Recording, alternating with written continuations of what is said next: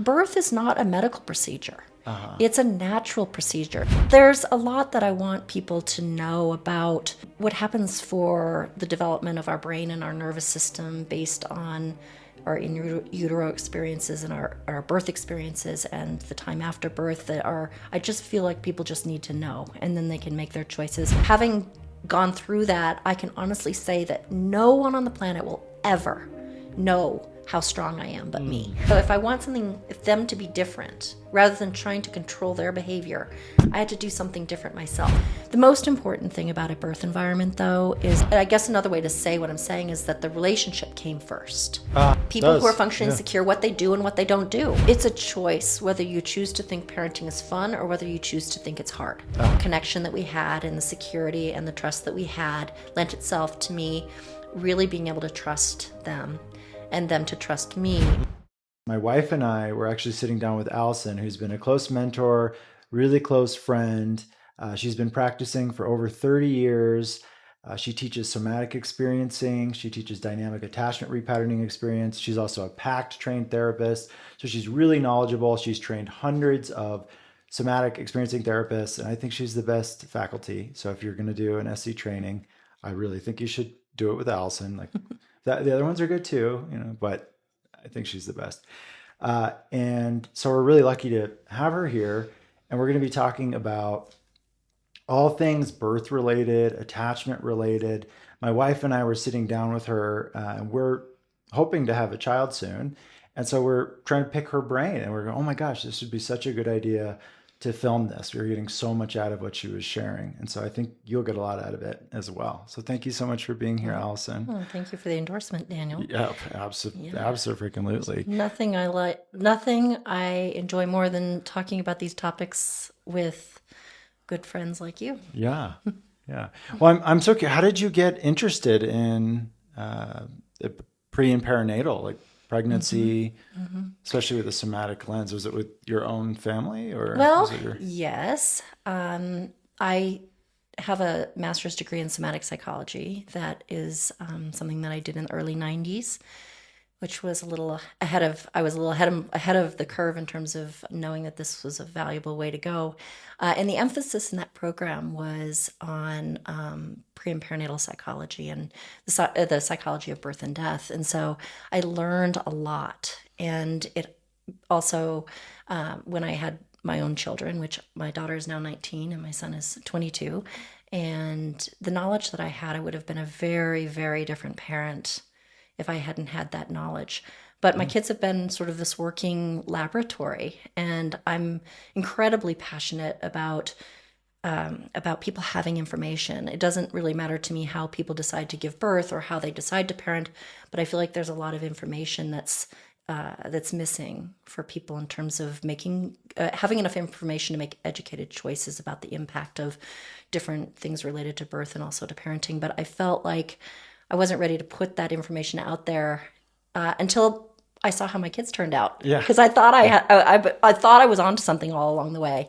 But I have two really outstanding young adults now, and I'm pretty confident that some of the things I learned along the way are pretty And they're important. securely attached. I mean, they're they're super engaged and you've people. maintained connection throughout all the phases of the life, teenage. Like, it's, at least from the outside, it seems like it's just been constant. Yeah. And what an accomplishment. Yeah. My God. Yeah. Yeah. Well, anything you want to speak to about that? Or? Well, I just have to say that my favorite thing I've ever done in my whole life is be a mom. Oh. And I loved being pregnant. I loved the birth process, and I've loved every single stage of parenting. And I think that that's the foundation, really. Can you tell me a little bit about what it was like to have Albin, her oldest, like to give birth to him? It sounds like when even pregnant, you were like, you loved everything about it. It sounds like it changed your neurochemistry even. Yeah, absolutely. Well, I am married to a fantastic man who is an amazing, amazing father, and was an incredibly supportive person to me when I was not only pregnant, but also in not only in the birth process, but as a mom, I've been really fortunate to have that kind of support. So, but we got married and we were excited to start a family. We also have the luxury of having had our children a little bit later in life, which meant that there wasn't anything we felt like we were missing when we were parenting, and I think that also is has been a gift, that we were just totally in it and wanted to have a family, both of us. And but I could feel my son hanging around before I was even pregnant, and Like his spirit, I his could energy, feel his him, and I wow. knew it was a boy, and I pretty much knew the second I got pregnant that I was pregnant. I just knew it. I had an intuition, and Wow. yeah. So my connection with him started really early on, and yeah, Huh. What yep, was that like? Like you experienced is a felt sense, yeah, just a a knowing, knowing? just a Yeah. knowing. Wow. Yeah, I could just feel him, and I knew I was pregnant, and I waited 2 weeks to do a pregnancy test just because I knew that's how long I needed to wait. But I was pretty sure, and I was right. And you were So, right. Wow. Yeah, and you have incredible intuition. yeah, Seems like that's yeah, been something. Has yeah, that played? It seems like from observing you do sessions, you are very intuitive the way you work. Seems like you yeah. go into another place and kind of pull in the answers. Yeah. Is Yeah, anything you want to yeah, say I about feel that? I Or I feel don't. like I mean, that's a it's whole that could be a whole yeah, webinar in sure, itself, yeah, but absolutely. honestly, I don't necessarily talk about this with my students that much, but for me, the work I do is a spiritual process. It really is. And I come from a lineage of healers in my family, and my mom had a lot of psychic kind of intuition and the healing work that she did. And my gift is different than hers, but I'm definitely tapping into something. It's almost as if I'm tapping into a universal kind of energy or knowledge that kind of comes through me. And I kind of go in almost to what it feels almost like an altered state when A bit of I'm a when I'm trance really state, and working. And I can do sessions from more of a thinking place, yeah, totally. but Yeah. it doesn't have nearly the same quality of depth or satisfaction for me, or the results aren't the same as when I'm going into sort of this deeper state. Yeah, which is so nice about somatic work, right? Because it can hold all of it. So we can have our opportunity to be in our intuition. We can be in these kind of trance states that are so. It seems like that's so much more valuable than just doing the thinking thing. Because like Right. ChatGPT now can do like the thinking thing, the Yeah. thinking part of it. And Yeah. so what really is differentiating Right. us is like, oh, your ability to tap into deeper fields. Right. So just to set the stage here, I know we're going to Mm-hmm. talk about this, but just that's very interesting. I'm talking a lot about it, so it's a good thing to talk about. But so I wonder if you could talk a bit about like how you set up your environment for birth. So I think a lot of people like us were a little bit nervous to bring a child into the world, have the responsibility of it, and we really don't want to mess it up. Right? We don't want to Mm-hmm. mess up the environment, and I'm attachment trained, so I know a lot about nurturing, like Yeah. creating environments. So I wonder if you could speak to Yeah. that, how important the environment is For the like actual for the birth. actual birth. Yeah. Yeah. Yeah. Yeah. And Yeah. and even in utero, or what you think about that. Mm-hmm. Because it sounds Mm-hmm. like Chip, your husband, was really nice holding environment too. Like and you were Yeah. a bit later in life, so there was some stability there that probably allowed you to Absolutely. be more aware of. Yeah. There's a lot that I want people to know about what happens for the development of our brain and our nervous system based on our in utero experiences and our birth experiences and the time after birth that are, I just feel like people just need to know, and then they can make their choices. The most important thing about a birth environment, though, is that the parents are as calm and comfortable as possible. And for some people, that means being in a birthing center or something like that is going to feel safer. Or if live far away from medical attention or something like that, then the choice might be different. I had both of my children at home, and I'm much more comfortable at home than I am in a medical situation. But I also feel that there's just a lot of information that parents don't have. If you're having a high risk pregnancy and there's maybe potential complications, that also could change the decision. But I did a lot of research. I had a lot of my own kind of personal knowing, but my husband, I'm the therapist and the feeler, and he's the engineer and the MBA, and he's much more methodical about things, and he trusts me a lot. But we also had to go through doing some research, and in that time, it became really apparent to him, and I was able to support what I believed by some evidence too, which is that home births aren't any more, there's not any more complications at home than there are at the hospital. And as long as you're, supported in a way by people around you that know about the birth process, if there is anything that's complicated, and you can go to the hospital. You can go if you need support. But so as long as you have a plan, but yeah. the typical birth, it's not like you would need to be at a hospital. So it's not, birth is not a medical procedure. It's a natural procedure. And there was a time when babies and mothers didn't survive childbirth, and it's really great that we have medical advancements to be able to make sure that we have help when we need it. But when a birth is happening the way it's supposed to, it's a natural process. And when we're in the hospital, unfortunately, that natural process gets interrupted a lot. And then it doesn't get to unfold the way that it would naturally. As soon as even we were talking about sort of that deep altered state that I go into. And when labor happens naturally, it's a slow progression. Mm-hmm. And with that comes this very deep, organic, altered state. And when a mother or a birthing person is in that state, the pain is completely tolerable. And when you're in a medical environment, people are constantly interrupting you to measure or to get a heartbeat, or, and take you out of the trance. Yeah, takes you out of the trance. Exactly. And then it becomes, pretty intolerable. Yeah. And, there's other kinds of interventions too. And again, sometimes we need those interventions, but as soon as it gets uncomfortable, if you're in the hospital, someone's going to say, would you like an epidural? Would you like to not be in this pain? And it's pretty easy when you're at the kind of most intense part of things to go, well, why not? But then as soon as you do that, then you're stopping the progression, the natural process. Or giving Pitocin, for instance, will speed up labor. You'll get contractions that's faster, and you're not having that build up that allows you to kind of have it be just a little bit at a time.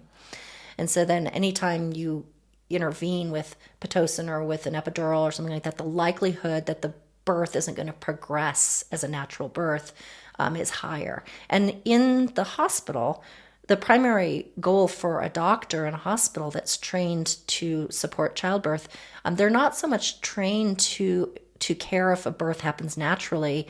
They're just there to make sure that the baby and the mom survive. And for most doctors, I think they're just as happy if it's a cesarean birth. And again, it saves lives and it's great when it's necessary.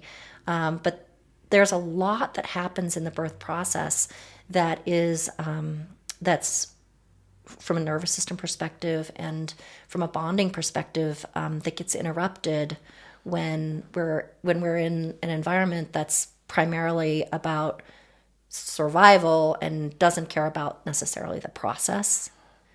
Yeah, which is very interesting, right? Like that's our culture at large with somatic work. It's all about the deep somatic work that you teach, especially is reestablishing rhythms, the natural biological rhythms, and that's where we find health. Yeah. And then here we are interrupting that. And I wonder what would you say that we're interrupting when the birth, like is it the initiation of? Well, it's interesting because first of all, a baby is learning and responding to the environment before it's born, and a lot of imprint is already happening.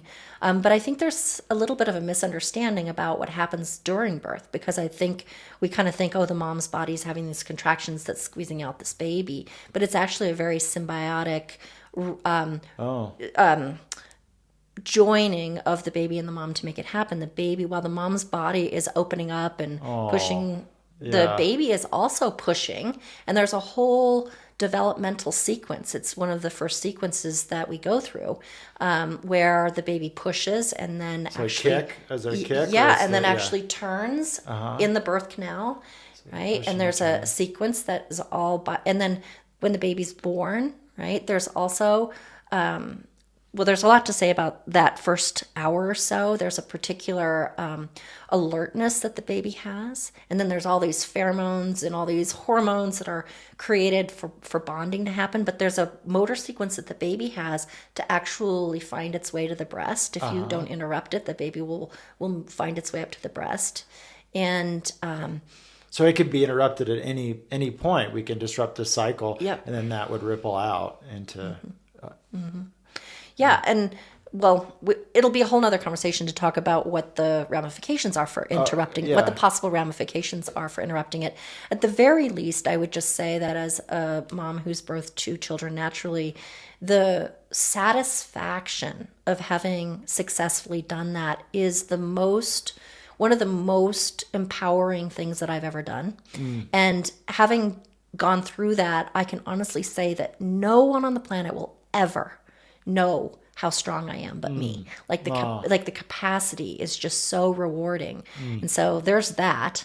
And then there's a lot of just what the benefit. I mean, there's actually a way in which the nervous system is alivened and woken up by the stimulation of coming through the birth canal.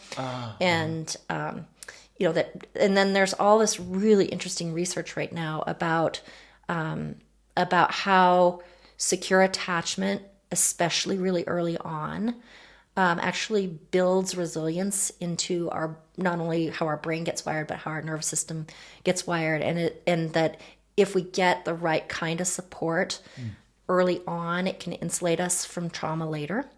And if we don't get the right kind of bonding and support early on, that it can actually predispose us for more trouble down the road. The good news is that there's a lot we can do if it was less than ideal. And sometimes, again, the disruption is because there's medical attention that we need or something like that. But that window of that first hour, and then obviously the first days and weeks are particularly, there's a lot that's happening. I mean, babies are cute for a reason, right? And their eyes are big for a reason. It sounds a little bit primal, and I tend not to be like a super granola muffin-y kind of person, but I'll just say that when my daughter was born, we didn't bathe her for a while. Oh, really? Yeah, and the smell of her was the most intoxicating thing I've ever experienced. I mean, to say that almost sounds a little bit weird, but it was so incredibly, I just couldn't get enough of it. And just to experience that kind of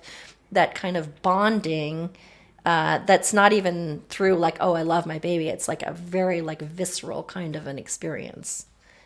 But it's really, what they're finding out now. There's intelligence in nature and all these aspects to it, and we just keep interrupting it. It's And I seriously think that when the baby's taken away and given vitamin K in its eyes and given maybe even some vaccines and scrubbed up and then given back to the mom, it's definitely probably interrupts some of that bonding that is really, really happening in those first few minutes, hours, days, weeks. And I'm not certain about this, but I would say that probably contributes some to why maybe there's some postpartum depression or difficulty with breastfeeding and different things like that. Is that there's that's this disruption. So interrupting in the process. the natural processes could have the ramifications of postpartum depression. That makes so much sense. I hadn't really thought about that. That makes a lot of sense. My wife is off screen and she really wants to ask a question. She doesn't want to be on camera. So her question is, how did you know about natural birth, or that you wanted to do it? It sounds like you went to Naropa, or you went to a school that had emphasis on that. Yeah. But I wonder what else you could say about it. Well, if I had not had an education in understanding the value of a natural birth, I probably would have done what most people do, which is they go to the doctor and they do what they're told, and they don't realize how many choices they have. And again, I'm not saying everyone should have a home birth, but I want parents to have information so that they can make an educated choice, which I don't think a lot of people who are having. I don't want to say a lot. I say there's a number of people out there still. I'm surprised because I gave birth over 20 years ago, and I thought that by now that this information would be more widely known, and I'm surprised at how little progress has been made in 20 years. I still think that most people are worried about childbirth, they are not. The fear gets a hold The of fear them. gets a hold of them, and there's a lot of fear. And it's unless something goes wrong, it's a really natural process. And then, like I said, my husband and I did a lot of research, and hospital births are, if you have a high risk pregnancy, it could be different. But otherwise, the likelihood of the birth ending in a C-section is much, much higher if you're in the hospital. And the instance of there being any kind of issues is really not any higher. In fact, it's lower at a home birth. Oh, well, that's interesting. And Do you think that's because that we interrupt the natural cycles, and so seems like that's yeah. What's the sequence, the full sequence, if you want to go through it? So there's the kick, the symbiosis, the baby coming out of the womb. The baby's also helping, so it's not just the mother kind of pushing, and then the crawling baby's pushing up and turning in utero, pushing and turning, and turns flips to be face up actually, and then comes through the birth canal, right, and then placed on the lower stomach, and then again, this is even at a home birth. I think sometimes there's not, they don't necessarily give the time for that to happen. They bring the baby up here, and that's okay too. But but in theory, the baby would find its way up, right? And because I see sometimes clients with incomplete sequence where their body is doing this, and it's always a little bit interesting. Like, is that a birth sequence? We don't know. I just had this conversation with some students. I was teaching in intermediate somatic experiencing class just this past weekend, and we were talking about like implicit memory, this body memory, and sometimes people have a little bit of a hard time thinking that we have this that our birth could imprint us.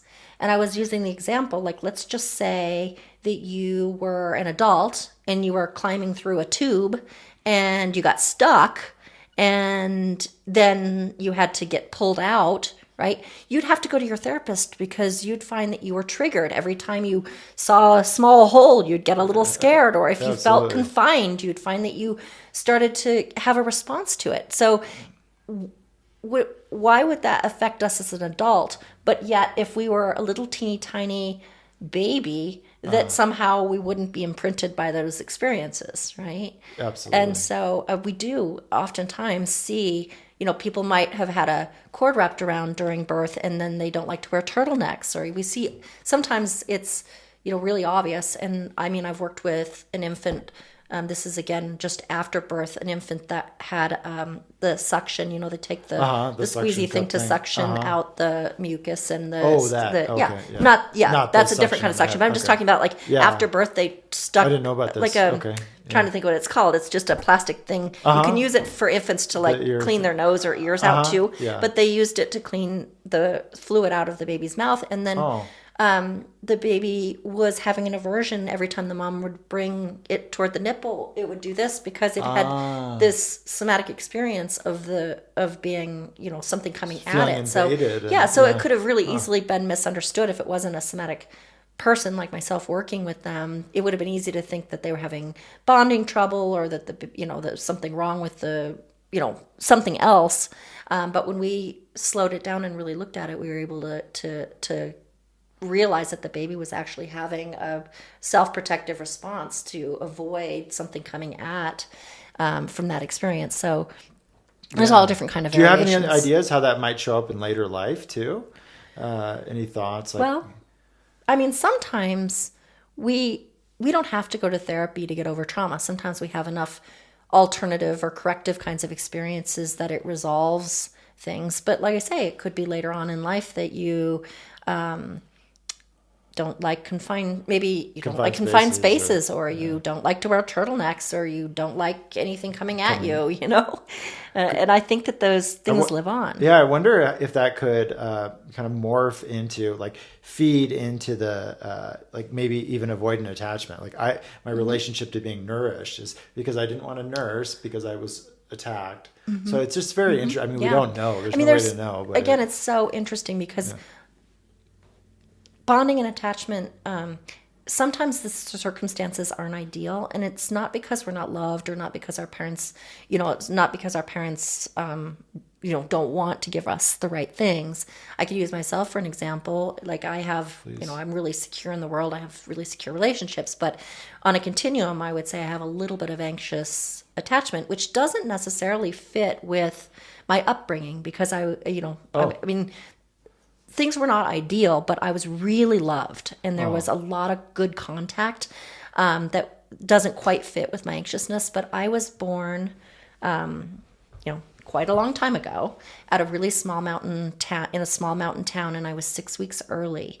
And at that time, it was really unusual for a baby that premature to even survive, especially without, a big hospital. And so I was in an incubator for the first couple of weeks of my life, and I don't know for sure, but I feel like, even though I would, and because that initial first period of time is so important, right? We're born kangaroos, right? We're not born, and if a baby, We're born to be in that symbiosis that you're talking about. and this gets into some really important stuff that I want Let's parents do to it. know, Yeah, which is that we are born with a sympathetic nervous system that's pretty developed, but we're not born with a parasympathetic nervous system that's developed, which is the settling part, the breaking part of the nervous system. And so a baby requires co-regulation. The only way that a baby can calm or settle is through contact.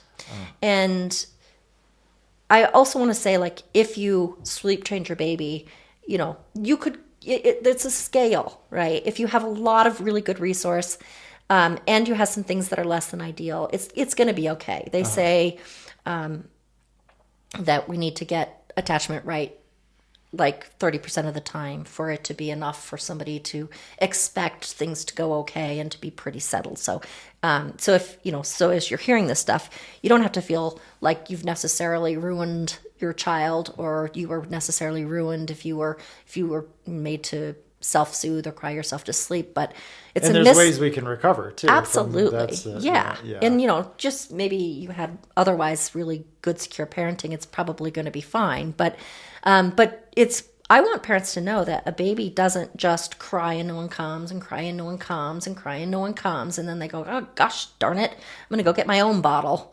I think I'll just suck my thumb and go to sleep. What happens is that their system ramps up to the point that they ramp go into up a to get the co-regulation. So there's this natural, and they don't have the cortex. They don't have a capacity to self-regulate. And not to freak anyone out, but for an infant who cries and no one comes, and cries and no one comes, and cries and no one comes, for that infant, that's a near-death experience, because the baby can't live without that other person there. So when a baby cries and a baby can cry and no one, a baby can cry and not have anyone come. But if they come most of the time, it's probably going to be fine. But if it's a repeat process, right? The not knowing the world's going to be okay. The physiology of the terror of crying when no one comes. Part of the reason I believe that our sympathetic system is developed when we're born is because we need to be able to signal. We need to be able to that's interesting. To have enough arousal to be able to signal for our needs. Yeah. And the quicker and the more effective needs are met, right? That's really a working definition of secure attachment is somebody. It doesn't mean that your care provider has to get it right all the time either. Like if I said, gosh, I don't have any idea what you need, Daniel, but I'm here and I'm not going anywhere and I'm going to stick in here with you until we figure it out. That's okay. Yeah. Right? You might be That's a bottle. a signal. Yeah. That's right. And so you don't have to get it right all the time, but that continuously. But you do want to be as present as you possibly can. Absolutely. Is what I'm hearing. I'm gonna stick with you until we figure it out. That's an intervention I use with clients a lot. Right. I don't know exactly what, but we're gonna figure it out together. There's no such thing as spoiling a baby when it comes to contact. And there's also a misnomer that we kind of have to teach them to self-soothe, or we have to make them more independent, or we have to kind of kick them out of the nest at some point. And in reality, the more secure that base is, the stronger the capacity for self-regulation will be. And the more independent and secure the child at 2 or 12 or 22 is going to be much more confident going out into the world when they're secure. And yeah. Yeah. So if I can back it up a little bit, so how would you advise, like, let's say my wife or anybody else that's wanting to give birth, that wants to be able to regulate through birth? It sounds like there's a dump of hormones, different neurotransmitters that come in that signal certain things. So we could probably just kind of trust I'm just trying to think, like, what would you tell yourself, or if you were coaching a mom that was going through birth, how would you help her regulate or help her? Well, there's all kinds of different kinds of classes you can take and things that are going to teach you. But I think being educated about the birth process, I think most women going into it, oh my God, my water broke, I got to get to the hospital. Well, especially for a first time baby, that labor is going to probably take quite a long time. And even if you did decide to go to the hospital, or even if you're having a midwife come, which was for me, I had 2 midwives and a doula there to support the process. And they didn't come for almost a whole day after I started labor. I went into labor on a Thursday evening, and the midwives didn't come until late on Friday, because it's a slow, gradual process. And you don't, if you're not freaked out about it, you can do a lot of that, in the comfort of your own home. You don't have to, it's not like the baby's going to come flying out most of the time. I mean, it has happened. Yeah. I mean, there was a couple that was in one of my somatic experiencing trainings, and she actually did have her baby in front of the elevator hospital. So I guess it can happen once in a while. But most of the time, you really, there's So it sounds like, especially the first birth, it's longer. Yeah, labor. and unless there's some signs that something's wrong, that process is something that you really, even if you do need help, you don't need help necessarily until a certain point. So we had with my births, we had 2 midwives. One was there to support my process, and one that was primarily to just take care of the baby. Oh, that's great. And then a birth doula is somebody who's kind of there to take care of the midwives and my husband, and Everybody, ideally she was supposed to take pictures, but she didn't do that. she forgot. Oh, jeez. No, I did get some good pictures, but anyway. Okay. So the more the layers of support are. It sounds like that would be huge, is rely on the layers. So rely on the knowledge of what's happening. Okay, this isn't like, I'm thinking if I was going through birth, and I'm kind of glad I don't ever have to, but I know it sounds like a great initiation, but so it'd be, okay, remind myself of the stages of it, what's happening here, and then this is a natural process, but then also really feel into the support that's there. Well, and like I said, there are probably some doctors that are out there that are really well versed in how to help women give birth too, but primarily somebody who is a midwife is trained just in really supporting that birth process. And so there's so many things that can, helping the baby turn into the right position, or helping bring the labor, turn it around if it's breech, make labor speed up. There's all kinds of natural remedies and different things other than Pitocin that can be used. And if you have the right kind of support, they know about all of that. Yeah. And Is there any other recommendations you'd have for a mother during, like, how to regulate during the birth? If she's... Well, there's some things to keep in mind too. Labor is, first of all, it's pain, but it's pain for a good thing. Oh, yeah. Which most, not all pain is means something good is happening. So just keeping that in mind, and keeping in mind that there's a rhythm to labor. So it's intense, and then you get a break, and it's intense, and you get a break. So if this is only going to last for 20 seconds, and then I'm going to get a break. Okay? And is that the contractions are the pain, and then that's contractions are later when the baby's coming? Oh, it's the contractions starts. Like I say, I started having contractions on a Thursday evening, and my son wasn't actually born until Saturday, right? And the contractions are just little squeeze, and you start when you're pregnant, you start to get what they call Braxton Hicks Okay. Oh, contractions, I've which heard. are sort of practice contractions, right? That'll start to happen as you're getting closer. But then the actual contraction is just like a little squeeze, and you think it's a lot at first, but they get much, much more intense as you go along. I see. So, Yeah. And so you get, that's a beautiful thing about our physiology. So you get these Braxton Hicks practice contractions. So your system yeah, even gets used to it. yeah. It's not like all of a sudden Yeah. here's this massive contraction. That's really beautiful. But it's such a miracle. of our The whole physiology thing, to- the whole thing is so perfectly designed. And when it's like the most important thing you're ever going to do. And our creator designed this in such a way that we make a person inside of ourselves, and then there's this natural process for bringing that baby into the world, and then there's all this perfectly designed things that make it so that we bond. And why would we want to not do that? Why would we want to not do the most, like, why would we want to give that over to someone else and have it become a medical procedure as opposed to like the most like sacred experience that you're ever going to have to do probably the most important thing you're ever going to do. I'm just feeling that too. And yeah, and I think a lot of people would have a problem with like letting go, disinhibiting into the process. It sounds like you're able to, and you've been able to, you're primed, yeah. Do you have anything to say about that or advice about that, or what kinds of things like, oh, go ahead. Yeah. Well, before what my that next made me question. think of actually is with my daughter, who is my younger child. She was born almost 3 years after my son.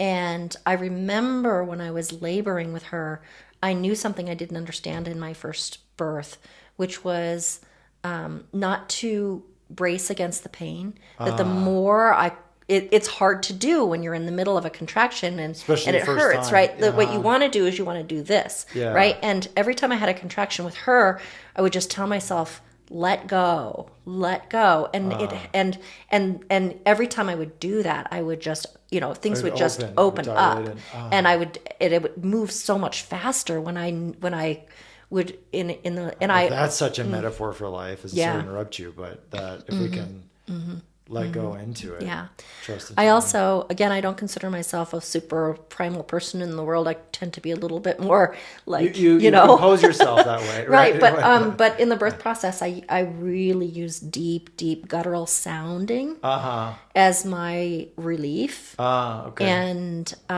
just like a very This deep power. guttural kind Wow.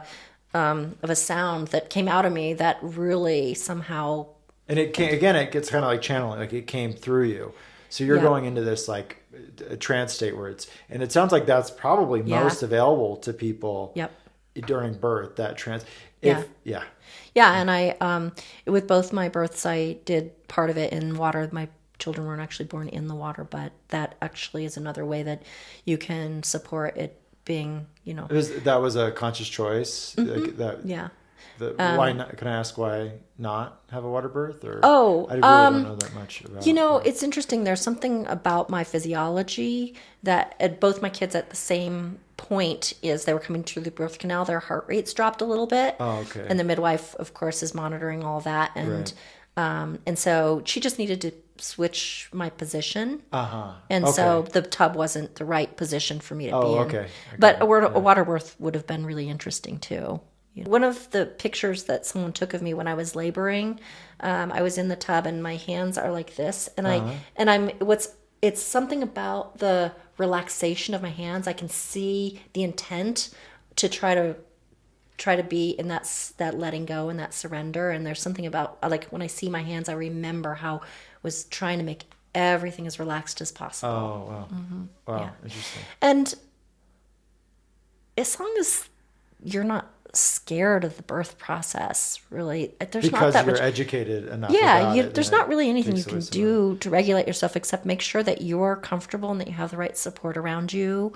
And if you do decide to have a home birth, as long as you're relatively close to a medical facility, if there's any problem at all, then you just it takes 5 minutes and you go there. It's not that big of a deal. I Yeah. mean, even if you were at the hospital and they decided there was a problem, they'd have to probably take you into the other room or something. It's not going to be like the interventions don't happen like the split second you realize something's wrong. Even if you're going to have a C-section, they have to get an anesthesiologist and they have to get ready for it. It usually, most of the time, it's not something that is like, Yeah. Yeah. Urgent. Urgent. Like, as urgent. Like you have time. Yeah. Most of the time. Yeah, and Most of the even time, if you decide you want to labor at home and then go to the hospital for the delivery, that transition period is going to be hard And because you you'll can- have to come out of that altered state in order to Right, go. right. But And you can tell if the baby's breech. You can tell if they have Oh, the core yeah. rep well before. Absolutely. Yeah. yeah. Okay. And and 2 hours after 2 hours after my baby was born, we were all cuddled up in bed together, and it's just a that's perfect. sweet situation. Yeah, that brings me to the next question. Is like, so you're very in touch with the natural process, and ideally we live our lives like that, right? Mm-hmm. We can feel our rhythms. When we're sad, we let ourselves contract. When we're joyous, we let ourselves expand. Mm-hmm. You're following a lot of those. If you were to talk to a mother that didn't have that orientation but wanted to do a really good job and that wasn't as available to her, like what kinds of things would you tell her are really important to do right after the birth? What kind of attachment cues would you want to give the baby? Like, it sounds like it's organic, right? For you, for a lot of people, but if it's not, I'm trying to think what how to might answer you- that question. Well, Like, what would you coo? Would you, like, you want to like embrace, if you're interrupted, right? If you have the different chemicals, I'm forgetting what they're called. well, that's but the other thing too. Just made me think of this is that, like culturally, we do a lot of numbing, we do a lot of medicating, right? And it's I don't know that I would want my baby to come into the world with that implicit message of being drugged or of me being anesthetized in that process. You being out of it. Yeah. So Yeah. so I mean, to your point, I mean, I think that the more clear we are, and I mean, if you have, for instance, a C-section, I mean, that's a big medical procedure. It's going to make all the things about being a mom harder. Tell me more. Like, how so? Well, you have a you have an incision. You have you're not mobile. You're not able to. And you're not hold the baby, right? Yeah, for a little you're while, not sometimes feeling with well the- either when you've had a medical procedure like that. Yeah. So, yeah. Yeah, I can tell you don't want to demonize, because it's amazing that we have this. And Absolutely. there's all this technology, and when possible, we really want to help establish the natural rhythms, and this moment. I wonder if you could speak to that, like first moment when a baby's born, and what kinds of cues we'd want, like as a mother, what you like for you. It was probably naturally just this joy. You want to maybe talk about that a little bit? The joyful experience, like I don't even know. It's if you have children, you know this. It's like a club that you can't explain or be a part of until you're part of it. Like it's just no one. I talk about like the kind of love, like if you and I were standing on the street curb, right? And I love you, Daniel, so much, right? But if a bus was coming and one of the two of us had to step out in front of it, I would at least think about it. I'd be like, well, Daniel's younger than I am. He hasn't had kids yet, but then I do have kids. So I might at least think about which one of us is going to. But if it's your child, you don't even think 1 second. You step out in front of the bus. Right. It's a different kind of love. Even if it was my husband, I'd be like, well, which one of us is maybe more valuable? But if it's your child, you don't think about it. You just step in front of the bus. Right. And it's so that moment changes everything. And that moment when they're first absolutely born, when they're first born. Absolutely. I mean, I'm not sure it's that true for everybody, but for me it was. Yeah, It changed I think everything. you went through it sounds like, because you went through the natural process here, and so when it's time to hold your baby the first time, that's available. I've been in a fortunate circumstance where I had a husband that was really supportive, that really gifted me with the ability to not have to do a lot of other things, rush right back to work, or those kinds of things that gifted me the opportunity to just be in this little cocoon. And I thought, but even with that, I thought I had a private practice doing therapy, which I really loved. And I would get really irritated when people would say, well, once you have that baby in your hands, you're not going to want to go back to work. And I would get mad. Like, don't tell me what I'm going to want and what I don't want. I know that I love my work more than anything. It was my baby. Yeah. And as soon as my son Albin was born, I was like, could somebody call my clients and tell them I'm not coming back? Yeah. So it's just the priorities just totally change. Wow. Yeah. Wow. Well, for a mother that's in postpartum depression or that's in, what would you want to say to her? The mother that's, or I wonder if even some mothers like aren't there because they're numbed out. Here's this like joyful moment with their first baby. And like, I don't know if you can kind of like get yourself into it, but the first like imprint, the first cue, I wonder like what you might suggest someone do. Like, do you know what I'm trying to say? It's I guess what I would say is that if a mother is having a hard time, there are people out there that are specifically trained to understand birth, mothers, and babies, and not just any old therapist, but someone who really knows about this stuff, and that's their specialty, and get that kind of help. Because it would be hard for me to, without seeing the actual situation. I mean, it would be hard for me to just say, here's what you should do. But again, I can't emphasize, for me, again, this is another one of those things that really scares people when you talk about like sleeping with your infants and things like that. Yeah, and what we did is we actually, we had a crib, which nobody ever slept in, but we took one side of the crib off and we put it up against the bed. So there was this extra space, and you can actually get like things that attach to the bed that give you, so, there was extra space there for me to be with the baby. It wasn't necessarily like, smushed in between us, which I actually think is fine too. I think unless you're on, medicated or on drugs or something, there's a sixth sense that we get as a mom, and you're not going to roll over on your baby. But if you're worried about that, there's other ways that you can co-sleep where your baby has a little space on the side. But the ability to just roll over and nurse, I can't tell you how many times I had the experience where I would wake up a split second before the baby did. There's just this resonance that happens. And wow. I was really into attachment parenting. I had, a sling that I carried my kids in. When they were little, they were like this. And then as they got a little bigger, they could sit up in it. And then as they were older, they could sit on my hip in it. And I nursed them both, for quite a while. And, but we used to say, boob fixes everything.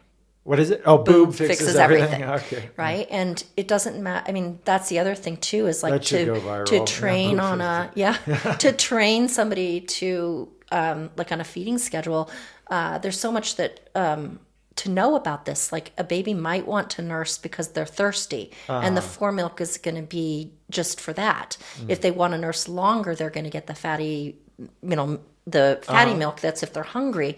But nursing is also for comfort. And whenever my children were in any way uncomfortable, I would nurse them. And I never knew when my kids were teething. They never were. Oh, wow. They were never sad. They were never upset. They just. And do you attribute a lot of that to following these natural, like your ability to just not interrupt natural processes? Anytime they were uncomfortable, they would, for any reason, they would nurse. Yeah. And there was just never any. They had the security right there. They knew mom's right here. I can. Wow. Yeah. Wow. Mm-hmm. Well, how would a parent know if they're doing enough? I know it's a hard question, but how would a parent know if they're doing enough to create security?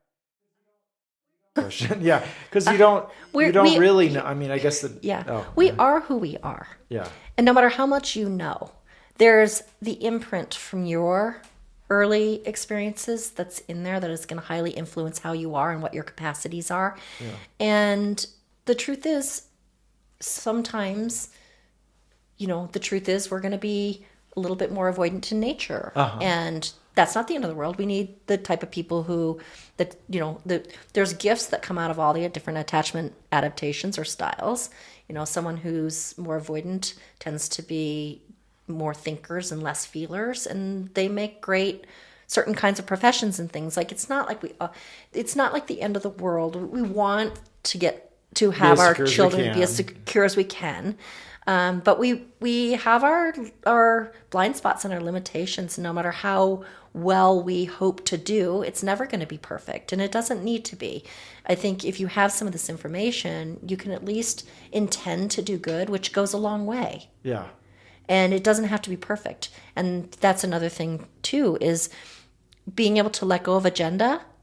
Like, if I'm doing something as a parent and it's not working, not feeling like I need to, like I'm going to somehow lose my authority if I let go of what I thought I wanted to have happen. Right? So being able to let go of agenda and apologize.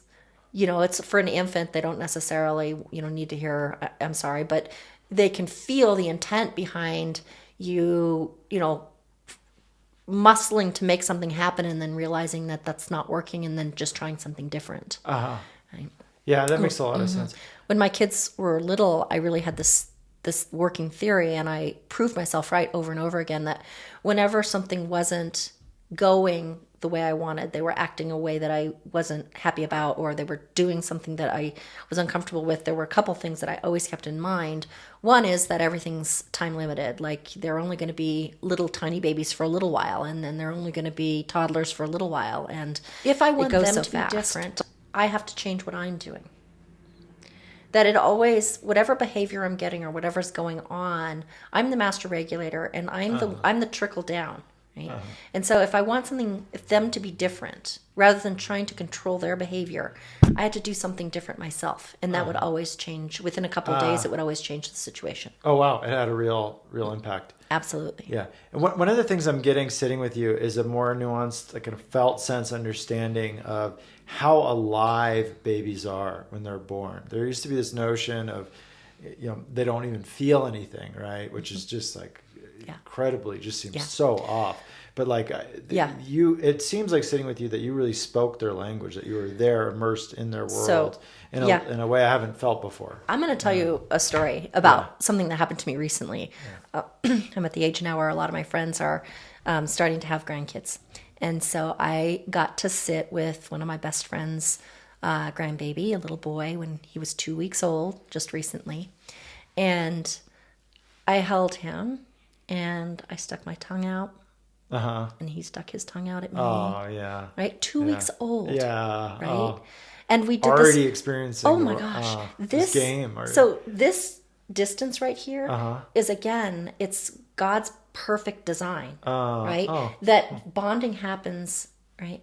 And what happens in this relationship, right, forms everything. It's through the interaction that we have with mom and baby, or the care provider and baby, that teaches the baby how to read emotion and how to make emotion, how to give and receive emotion, how to understand what emotion looks like, right? And it also it wires the right hemisphere of our brain. Right. The left hemisphere is developing language at the same time, but the right hemisphere of the brain is actually getting wired around understanding, feelings and interactions and all of that. And it's also, like I said earlier, it's really building resiliency into the nervous system.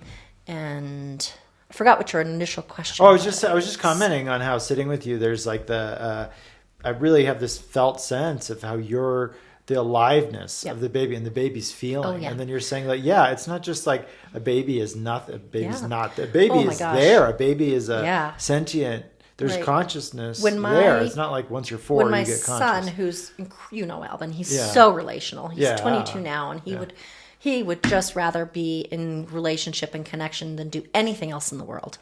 And when he was 4 months old, I can remember he started doing, this when he was nursing. He'd go like this with his hand, and I would look at him and I'd make a sound. I'd go, puh. And he'd stop nursing and he'd go, puh. And then we would laugh. And then he'd go back to nursing and I'd go, buh. And then he'd stop nursing and he'd go, buh. And then he would laugh and then he'd go back to nursing. But this is at 4 months old. Right. We were having these hysterical conversations where we would laugh and laugh and laugh about it. And I actually had a babysitter come once that was the oldest of like 8 children. So she actually picked up on the fact that he was saying words from this book, moo ba la la la. He was saying those words at like that's like same age, like 5 or 6 months, where if she hadn't pointed out to me, I wouldn't have caught it. Oh, wow. I wouldn't have realized it. And because of that, his language developed. Kids all develop in different ways. Sometimes people walk early, sometimes they talk early, and it's not better one way or the other. It's just a lot of times developmentally a child will kind of get invested in getting good at something, and then they'll go do that other thing later. So just because one kid talks first and one kid walks first, that doesn't necessarily mean anything in the scope of what they're going to be like later or anything like that. Not necessarily concerning if they're not but talking my yet, son had really good language skills. Like at 10 months old, he was talking. Wow. And I'm not surprised. Yeah. Knowing I mean, that. yeah. And at 12 months old, he was talking. And at 15 months old, he had like complete sentences. But he was also really tiny. He's completely average size now, but he was the tiniest. He was always the smallest kid in his class. He was tiny. At 2 years old, I don't know if you have a reference for it, but he wasn't even 20 pounds at 2. Like he was just tiny. So he looked like an infant, and then he talked like he was 5. And people would just be so like, what is this baby doing talking? Oh, wow. Yeah. Wow. Well, that really makes me wonder, like, how much of that, how much we as parents or potential parents can shape our children with this attachment. Because you're in his world with him and you're talking, and then he's such a talker. It's so interesting that, is there anything you want to say about that? Like how we I just feel really sad that so many parents now are on their phone when they're doing this. Oh, yeah. Or have their earbuds in and are listening to something, because this is so rich and so incredible.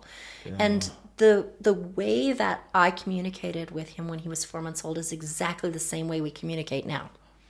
Really? Absolutely. We laugh and we play together in just the same way. And what an incredibly missed opportunity if you don't really savor that opportunity for that kind of connection.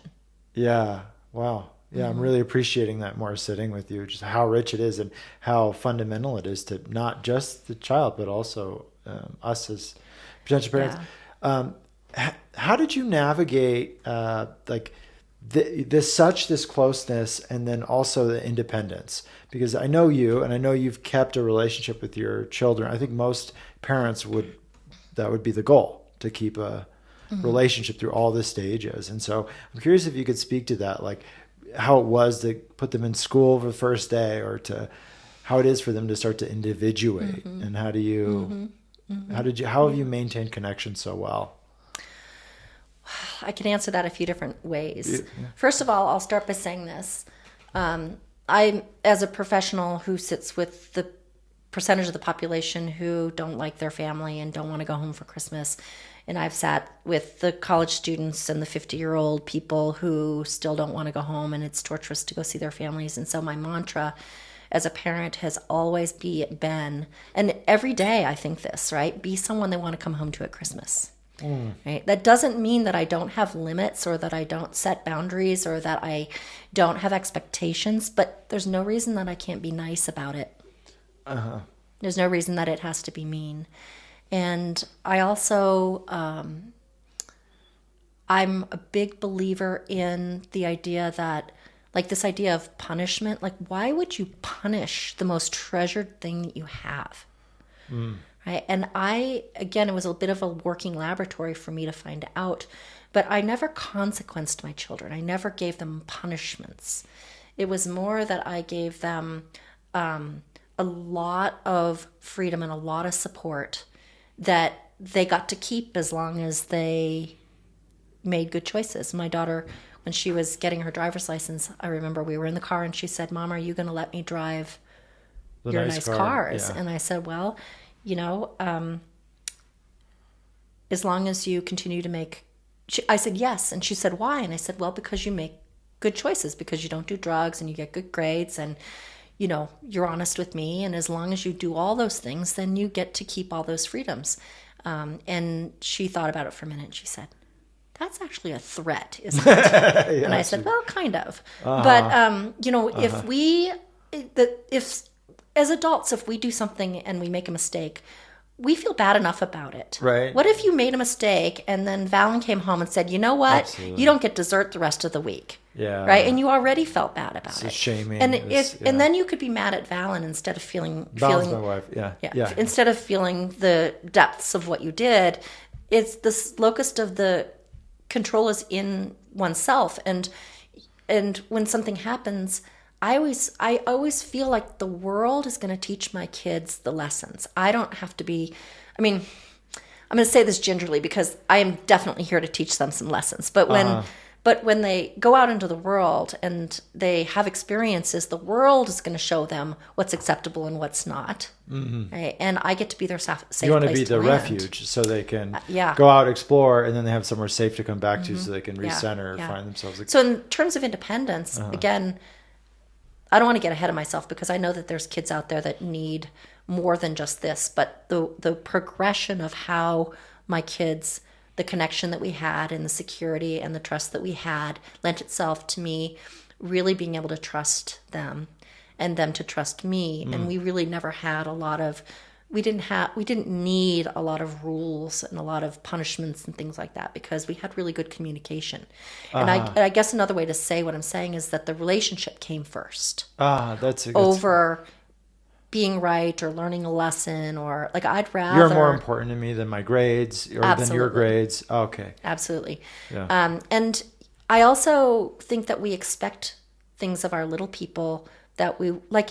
Can you imagine if you had never been to school before and even as an adult and you didn't know anyone and you'd spent your whole life with your mom and all of a sudden you were supposed to go and be gone all day with people you didn't know in a place that was unfamiliar, and someone just said, you know, I'm going to push you through the door and I'm going to close that door and, you know, That's it. That's it. I mean, can you imagine how bad you would feel even as an adult? Yeah. And yet we expect not that okay. of our kids.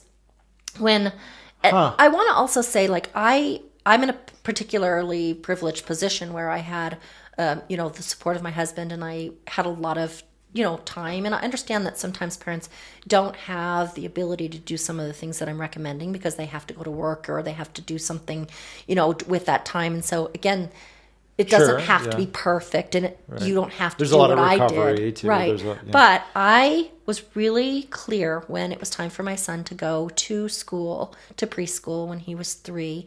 I was really clear when I interviewed the schools to let them know I am not going to just drop my kid off and leave. So you have to, if he's going to come to school here, you have to be comfortable with knowing that I'm going to sit on the periphery for a little while. And so I'm going to make sure he's safe. Yeah. This Montessori school that my son was going to agree to this. And so I just sat in the corner and read cookbooks. I know it sounds a little weird, but that's what I like to do. And he went about his way. He just, it was as if I wasn't there. He just did his thing. It was fine. And I did that for a couple of days. And on the 3rd day, they started to get nervous. I think they thought that I was never going to leave, right? And they said, you know, are you sure you don't want to just go? And I said, it's okay. You don't have to worry. This is going to be fine. And I can't remember if it was 2 days or 3 days, right? But then my son said to me, when we were getting ready to go to school, he said, I'm fine, you can leave now.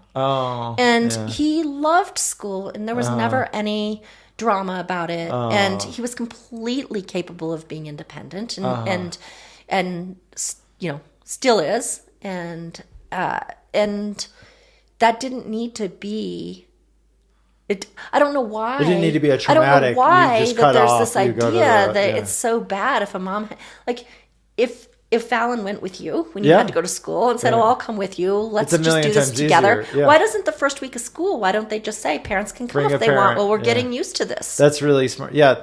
Yeah, that's Right? and also what I'm getting, sitting with you is the kind of perspective to have is don't see, like, I think a lot of times we dissociate from our kid. We go, oh, they're the kid, they can take it, or they're babies, they don't feel. So there's this real this othering that happens. You're saying, well, no, even as an adult, let's look at it. How would you feel being pushed into school? And that's a really valuable perspective to have.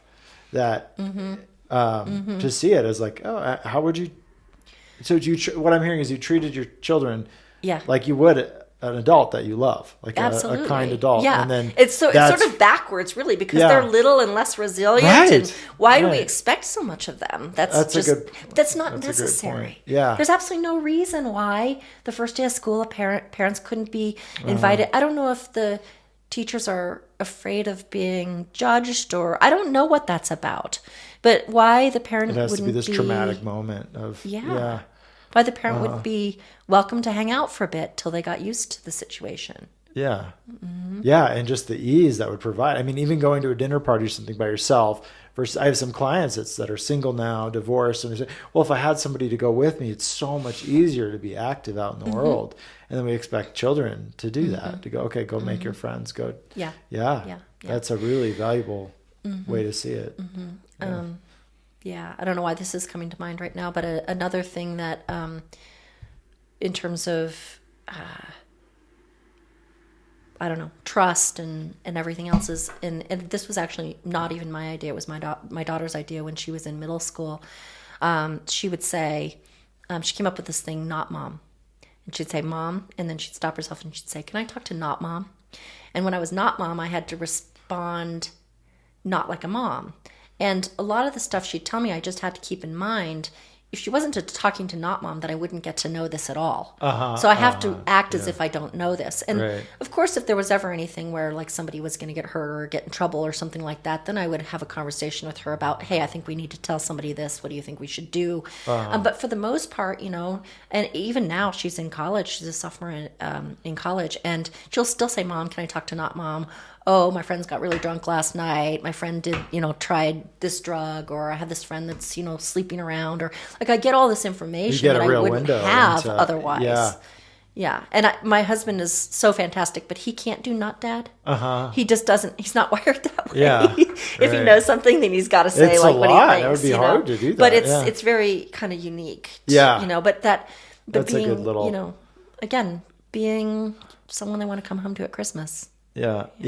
That's great. Have you, did you find you had to intentionally work with your own attachment injuries? So somebody that has a lot of attachment wounds, that wants to raise securely attached children. Do you have anything you'd want to tell them? Any advice about how do you not act out of your attachment wounds? Or when I'm working with people teaching about attachment, I teach the dynamic attachment work that Diane Poheller developed. And I talk about that we work with attachment top down and bottom up. And what I mean by that is there's certain things that you can change by learning. That's sort of the traditional way of doing therapy. That's like behavioral modification. And once I know this about myself, then I can change it. So there is quite a bit of that. Like once you know, I have a tendency to project my insecurities or to be worried about things. You can check that at the door to a certain degree, right? But there's some of it you just can't talk yourself out of. And that's the stuff that you have to go in and work with the direct experience of it in order for it to shift. And that's what I call bottom up, where we're going inside and having an experience of working with some of those memories we might not even have conscious memories of, but we have a felt sense of maybe being dropped or not being cared for or something like that. And so we work on those. The feeling underneath the wound. That's and we're really really, informing the wound. The interesting thing is that we're working with the nervous system. We're working with what we call a corrective experience. And we've been doing this work for a long, long time. And now science is starting to really back us up that when we take something that happened that was less than ideal and we hold next to an alternative, like a memory of being a child where you weren't cared for, and we think of a version where you got the care you needed. And if you're having that new awareness while you're feeling the sensations that happen inside, and you hold those two things in Close or together. You hold the wound and the corrective experience together for at least, they say, 90 seconds, right?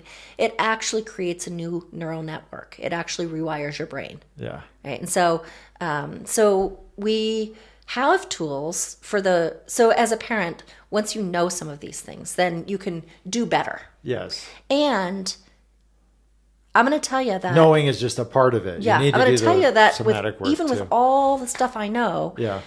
the moments where I lose my capacity, right? I don't have any control over those moments, and we all have them.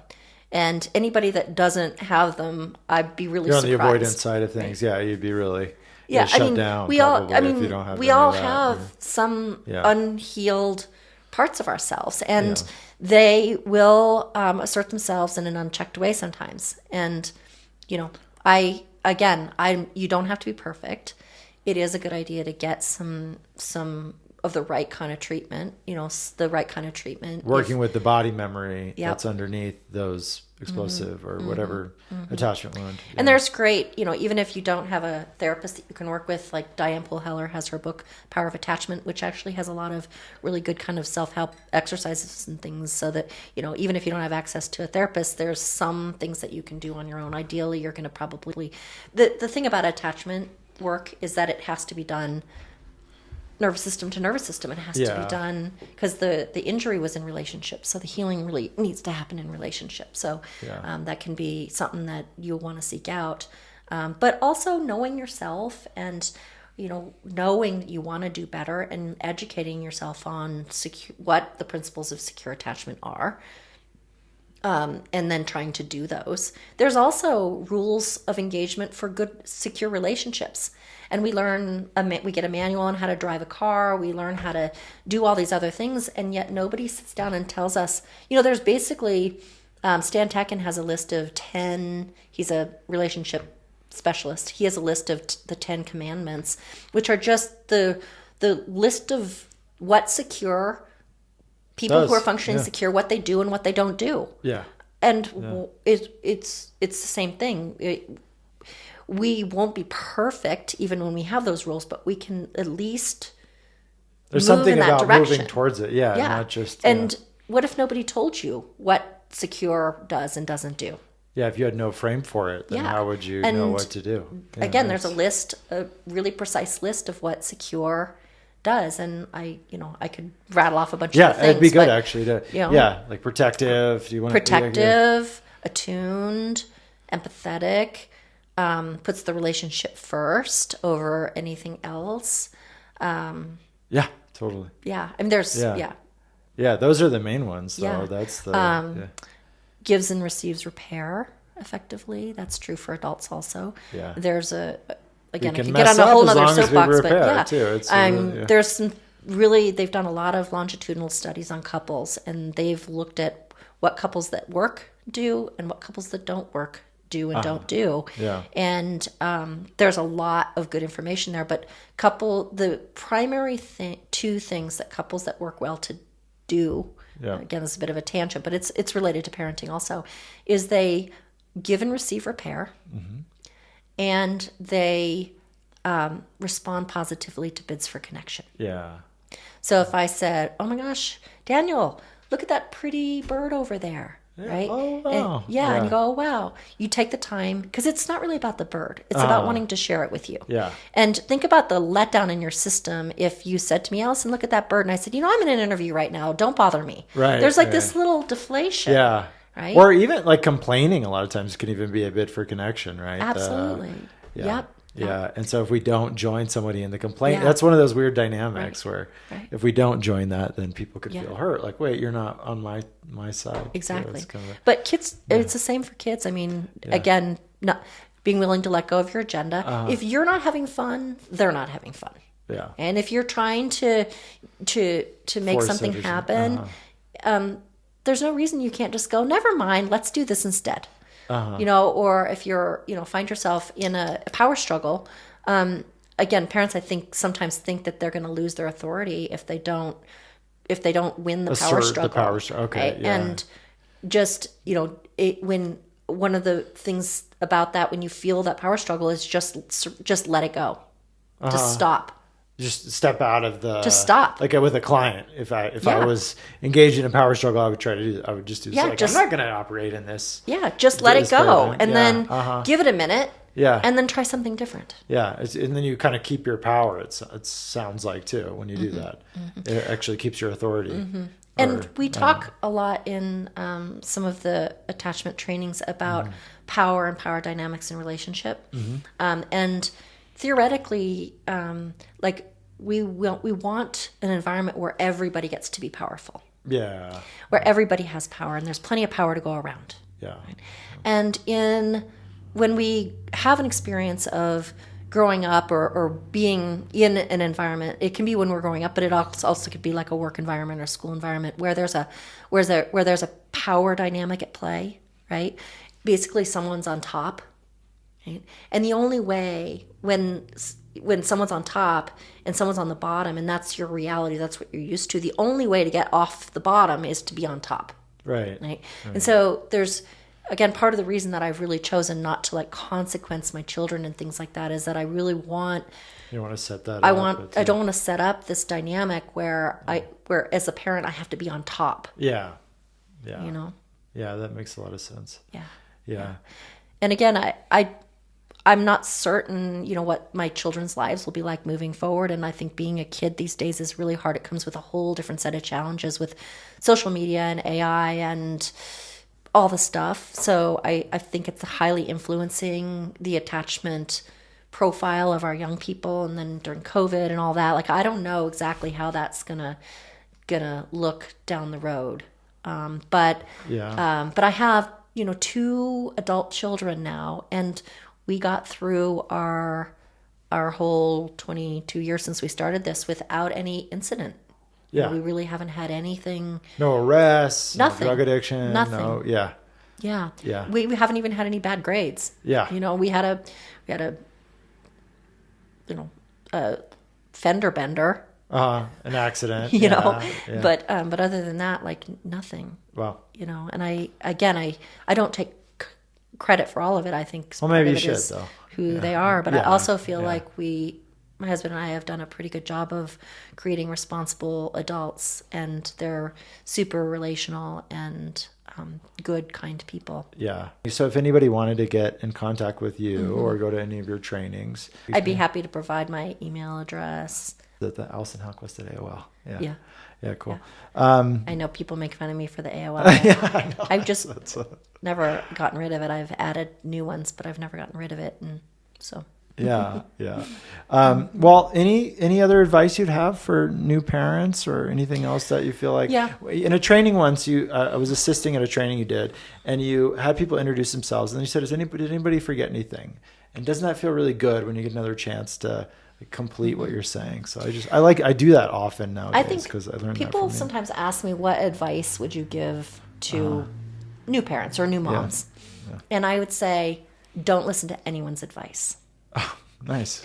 You have with ferocity. Yes. I don't know if you could see it on the camera, but she said that with ferocity. Because you're going to have so many people telling you what's right and what's wrong. It's a funny thing. I don't know what it is about why people think that there's license for them to give you their advice. They have the way of parenting. You're going to spoil that baby, or don't pick that baby up so much, or if you this or that. Everybody wants to give you your 2 cents, and you just have to trust yourself. Don't let anybody tell you.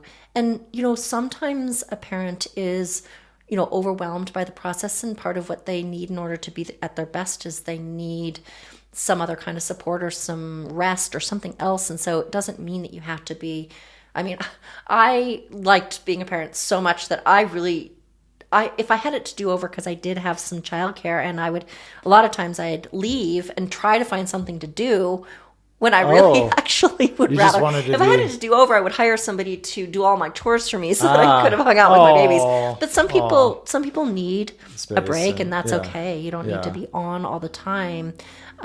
But Don't listen. Could you say that again? Yeah. Don't listen. Don't take anybody's advice. Yeah. Really Trust listen. your instinct. Yeah. Trust your instincts, because usually the parents' instincts are so much better. And even for me, I mean, was steeped in this information, and still, I'd have somebody I know or trust say, "Oh, you're gonna spoil that baby by picking it up all the time," and I even though I would still do it my way, there'd be a little moment where I doubt myself. Yeah. And so, especially when it comes to choosing to do more attachment and attachment parenting, there's definitely going to be a lot of opinions out there, and you have to do what's right for you. And again, what's right for you could include that you need some time away, or you need some space, or you need something else, and that's. But what a beautiful message you're bringing, the trust your instincts. There's natural processes we can support. We can relax into the process here. We don't have to try and figure it out so much. It's more about, that's what I'm getting a lot. The other thing that I would say, and my husband and I both agreed on this along the way, is that it's a choice whether you choose to think parenting is fun or whether you choose to think it's hard. If you think that, and I've heard parents talk a lot about how hard different phases are, or hard this stage is, or hard it is being a parent. And I've never let myself think that way. I just don't. Yes. I just never, if I had looked at it through that lens, I definitely could have found evidence to support that being true. But I just always chose not to think of it that way. And I think of it as being really, really fun. And the reward is astronomical. It's giving your life so much meaning. My son is a senior in college. And my daughter actually is a sophomore in college. She's getting ready to she's going to do her last 2 years of college in Rome. She's moving. Oh, wow. And so she's got this incredible independence streak, and she's not afraid to go travel the world by herself. And she still calls me and says, "Mommy, can you bring me a glass of water? Mommy, can I get a ride?" And I treasure those moments so much that if I can, I always drop anything that I'm doing that can be dropped in service of spending a little bit of time with my kids. Yeah. And it's in those really good mom. Thank you. It's in those times where the kind of in between times that the magic happens. If I go to my daughter's room and I try to have a conversation with her, she's going to be like, "Mom, I'm too tired. I don't want to talk right now." But if we get in the car and I don't say anything, parents know this isn't anything new, but if I don't say anything, then she'll just spill. So it's sometimes just those in-between moments that are actually the really important ones. Yeah, that makes a lot of sense. And as you're saying that, I'm thinking of you with your firstborn, taking him to school, being with him. Other parents might not shepherd them as much. And one of the messages I'm getting from you is really there's a lot of permission around trusting your instincts, but also going the extra mile, or doing the thing that might seem a bit off or not the normal thing, but if your instinct says to do it. Yeah. Oh my God, some of the likes that I got. When my daughter was little, she used to want to take her fish with her. Her fish. So to school. So I would put the fish tank in a big bucket and we'd put it in the car, And I have so many just funny stories of how we why can't you take your fish? Well, we put the fish in a jar sometimes and we take the fish with us. It's just a fish. Yeah. That's cute. Yeah. That teacher, she'd bring it to school, the fish to school. That's never any trouble, or the teachers, anything. It's okay. No, there was one time though, we were shopping and we had the fish in a jar, and the jar dropped, and oh no. And so we were at a department store, and this probably shouldn't be a story I would tell because it's maybe not my best parenting. It might not sound like the best parenting moment, but I dropped my purse next to her. The bathroom was right there. I had just gotten a Starbucks coffee that I hadn't even taken a sip out of yet. I said, "Stay here. Make sure nobody comes." And I ran and dumped out my coffee and filled it up with water and went and scooped up the fish and put it in my coffee. And the fish lived? Wow, nice. But it's fun. Funny. You don't have to take anything so seriously. Yeah, that's good. That's really good. Well, thank you so much, Alicen. Thank you, Daniel. And, do you have any... I'm sure there's a million zillion things we didn't get to. We covered a lot. You covered a lot of it because you read the questions ahead of time, and you kind of cover things, I think, inadvertently. Yeah. But yeah, I think Yeah. most of it's Yeah. covered at least inadvertently. So, but this was just a guide anyway. Yeah. So, But it'll be interesting yeah. to look back and see where maybe we can elaborate some more on some things. Yeah. Thank you so much. I Thanks, appreciate Daniel. it. Yeah.